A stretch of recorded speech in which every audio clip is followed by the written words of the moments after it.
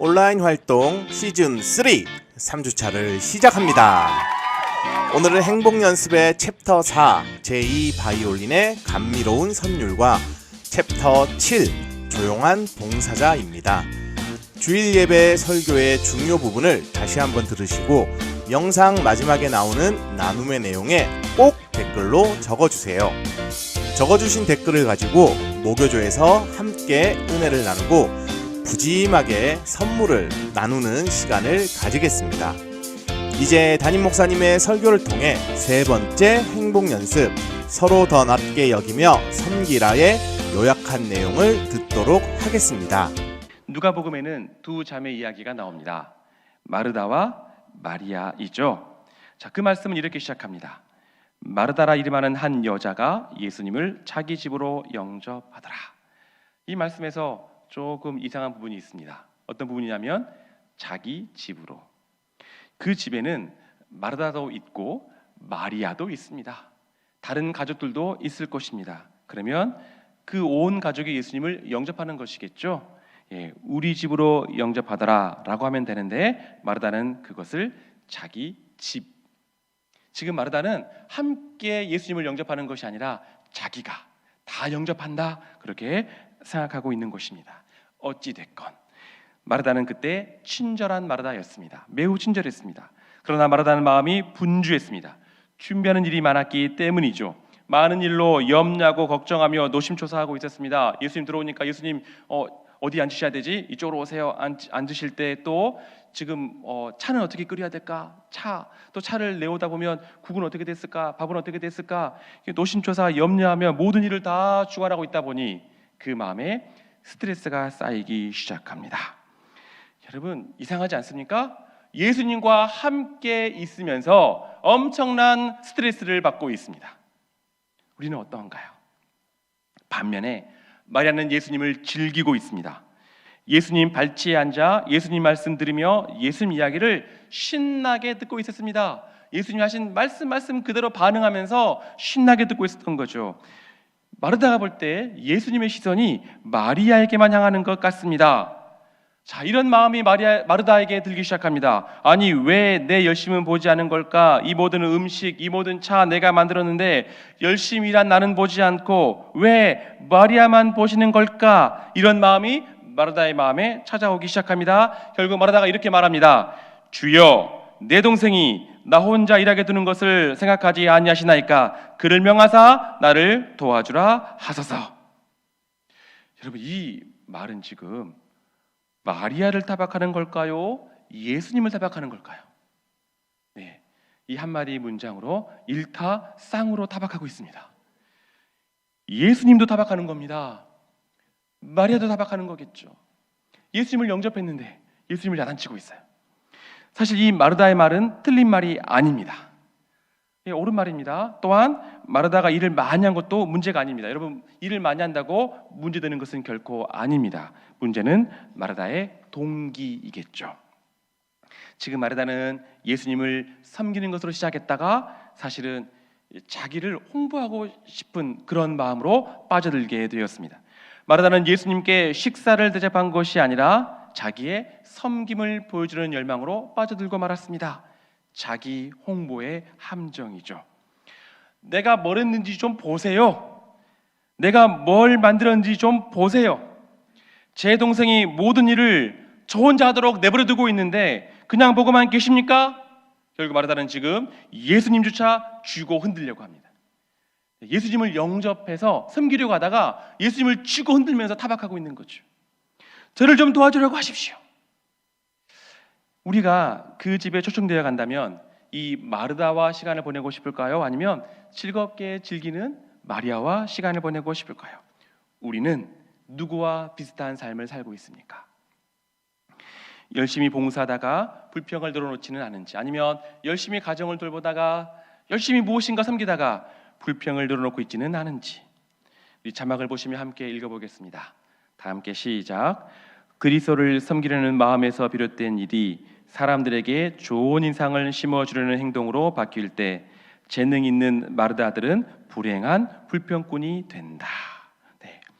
섬기려는 마음에서 비롯된 일이었는데 하다 보니 좋은 인상을 심어주고 싶고 때로는 하나님께 인정을 받고 싶은 그런 마음이 생긴다면 마찬가지입니다. 그 모든 마음이 행동으로 바뀔 때 재능 있는 마르다들이 불행한 불평꾼이 된다. 그렇게 이야기하고 있습니다.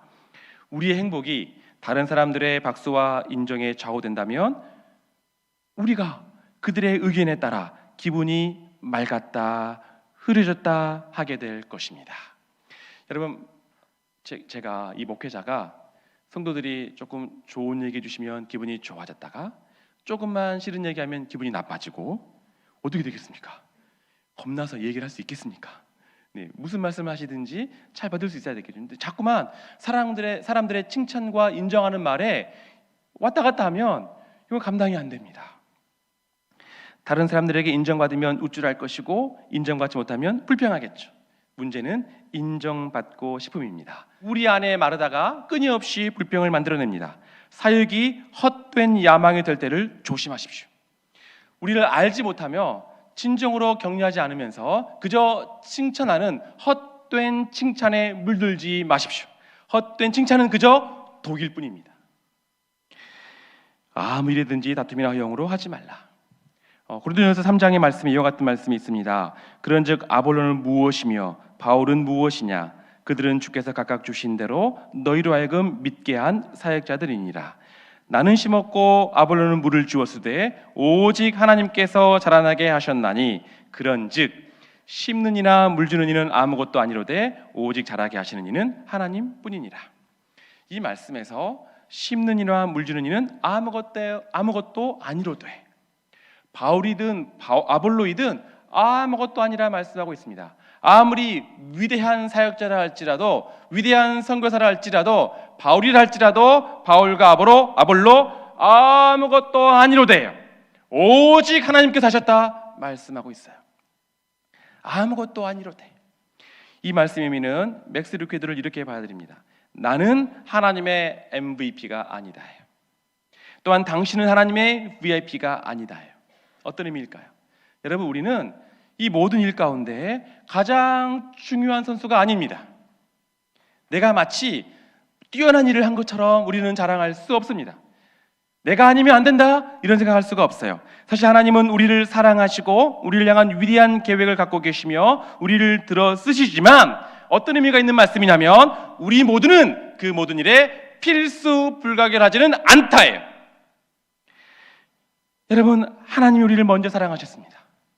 우리가 죄인 되었을 때, 우리가 아직 연약할 때, 우리가 아직 아무것도 알지 못할 때, 아무것도 할 수 없을 때 하나님께서 우리를 먼저 사랑하시고 우리를 먼저 섬겨주시고 완벽하게 구원의 역사를 이루어 내셨습니다. 우리와 관계없이요, 하나님이 구원의 역사를 이루어 내신 거죠. 하나님은 우리가 하나님을 알기 전에 먼저 복음의 역사를 이루셨고 우리는 믿음으로 그 은혜에 참여할 수 있도록 길을 열어주셨습니다. 그러므로 여러분, MVP는 하나님이세요. 예수님이 MVP인 거죠. 우리는 아니에요. 우리는 그저 겸손하게 그 은혜의 복음의 역사에 참여하는 것입니다. 유진 피터스 목사님의 이야기를 인용하면서 능동태와 수동태를 말씀드린 적이 있습니다. 내가 이 일을 이루었다. 능동태인데 여러분, 이 모든 복음의 역사에 우리는 결코 능동태를 사용할 수 없어요. 내가 한 것이 아니기 때문이에요. 반면에 수동태, 나는 아무것도 아니에요. 여러분, 그렇게 우리는 비굴할 필요가 없습니다. 하나님이 은혜 역사를 이루셨고 우리로 하여금 참여하게 하셨기 때문이에요. 그래서 이렇게 말합니다. 중간태요. 중간태. 자, 이렇게 표현하면 됩니다. 나는 구원을 받았다요. 하나님께서 은혜의 역사, 복음의 역사를 이루셨고 예수께서 십자가에서 죽고 다시 사심으로 말미암아 구원의 역사를 완벽하게 이루셨고 나는 믿음으로, 소망으로 그 구원의 역사에 참여하는 거죠. 그러면 나는 구원을 받았다예요. 믿음으로, 소망으로 나는 구원을 받았다. 참여하는 것입니다. 그러할 때 우리는 참된 기쁨을 누리게 될 것입니다. 그러므로 우리는 겸손하게 해죠. 자기 홍보에 대한 해독제입니다. 여러분 자막 보시고 말씀 같이 읽겠습니다. 다 함께 시작. 오직 겸손한 마음으로 각각 자기보다 남을 낮게 여기고. 이를 위한 실천 방법입니다. 그리스도의 마음으로 서로를 더 낮게 여기는 가장 좋은 방법은 뭘까요? 로마서 12장 15절 말씀입니다. 이 말씀 같이 읽어볼까요? 시작. 즐거워하는 자들과 함께 즐거워하고 우는 자들과 함께 울라. 서로를 더 낮게 여길 때 가장 어려운 게 아이러니하게도 이 말씀인데 즐거워하는 자들과 함께 즐거워하는 것입니다. 진심으로 즐거워해 주는 것입니다. 자, 예를 들어서 나보다 그렇게 능력이 뛰어나지 않은 것 같은데 나보다 좋은 집으로 이사한 이웃을 보고 진심으로 즐거워해 주는 것입니다. 내가 더 먼저 갔어야 되는 건데, 이게 질투가 아니라 진심으로 즐거워해 주는 것입니다. 왜 저분은 믿음도 약한 것 같은데 저렇게 잘 살지? 나는 왜 기도해도 안 되지? 이런 마음이 아니라 그저 저분이 잘 되어지면 함께 진심으로 즐거워하고 기뻐해 주는 거죠. 옆집 자녀가 잘 되면 진심으로 함께 기뻐해 주는 겁니다. 그걸 보고 괜히 야, 너는 왜 그래? 자기 자녀를 타박할 필요가 없습니다.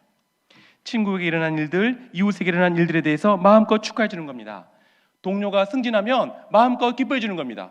이번엔 내가 했어야 되는데 왜 저 동료가 먼저 가는 거지? 내가 능력이 뛰어난데? 질투가 아니라 그저 그 동료가 승진했음에 마음껏 즐거워하고 기뻐해 주는 거죠. 예수님의 식사 자리를 섬길 때 마리아가 예수님 말씀에 집중하는 것으로 인해서 마리아가 사실 힘들고 괴로웠는데 힘들고 괴로웠던 마리아가 예수님으로 인해 즐거워하는 것으로 인해 마르다가 감사하였다면 마르다의 마음에는 기쁨이 가득했을 것입니다. 참된 행복이 있었을 것입니다. 나뿐만 아니라 베드로가 자기 자신뿐만 아니라 예수의 품에 안겨있던 그 제자도 예수님을 따라가는 그 모습을 보면서 기뻐할 수 있었다면, 즐거워할 수 있었다면 베드로 역시 그 마음 가운데 기쁨이 가득하게 되었을 것입니다. 그러므로요 성도 여러분, 이번 한 주 우리의 실천의 제목입니다. 즐거워하는 분들이 있다면 마음껏 함께 즐거워해 주십시오. 이것이 바로 겸손입니다. 겸손이란 다른 것이 아닙니다. 즐거워하는 이웃이 있을 때, 즐거워하는 자가 있을 때 마음껏 함께 즐거워해 주는 것, 겸손의 실천으로 하나님의 은혜 누리시기를 축복합니다. 자막을 보십시오. 같이 한번 읽어보겠습니다. 시작. 자기 자신에게 관심의 초점을 맞추는 그리스도인은 불행하다. 다른 사람들에게 관심의 초점을 맞추는 그리스도인은 복되다. 아멘. 네. 내가 왜 이렇게 안 되지? 이게 아니라 다른 사람을 바라보며 그가 잘 되는 것에 대하여 즐거워해 줄 때, 관심의 초점을 맞출 때 우리 모두는 복되다 말씀하고 있습니다. 여러분, 이렇게 서로를 더 낫게 여기라, 이 말씀은 더 한 걸음 나아갑니다. 서로를 섬기라, 이렇게 나아갑니다. 오늘 말씀 4절입니다. 우리 4절 말씀을 제가 읽어드리겠습니다. 각각 자기 일을 돌볼 뿐더러 또한 각각 다른 사람들의 일을 돌보아 나의 기쁨을 충만하게 하라 말씀하고 있죠. 세상의 모든 겸손한 사람들은 하나님께서 그들을 사용하실 수 있다는 것을 알아야 되겠죠. 그러나 세상의 모든 교만한 사람들은 하나님께서 그들을 바로 잡으시라는 것을 알아야 합니다. 우리는 다시 그래서 섬김의 예수님을 바라봅니다. 예수께서 섬기러 오셨기 때문이죠. 여러분, 부활하신 예수님은 곧바로 승천하지 않으셨습니다. 십자가의 고통을 이겨내시고 부활하신 예수님, 영광의 예수님, 그 예수님은 슬픔과 비통에 잠겨있는 제자들을 만나 주셨고 다시 옛날로 돌아간 제자들을 찾으셨습니다. 요한복음 21장, 다시 물고기 잡는 일로 돌아간 제자들을 찾아온 예수의 모습이 그려집니다. 그런데 예수님이 그 영광스러운 놀라운 일을, 부활의 영광을 가져오신 예수님께서 무엇을 하고 계시냐면 그들을 위해 아침을 준비하고 계셨습니다. 숯불을 피우고 떡을 주시며 생선을 구워 주셨습니다. 역할 체인지예요. 제자가 아니라 영광의 예수께서 그들을 섬겨 주셨어요.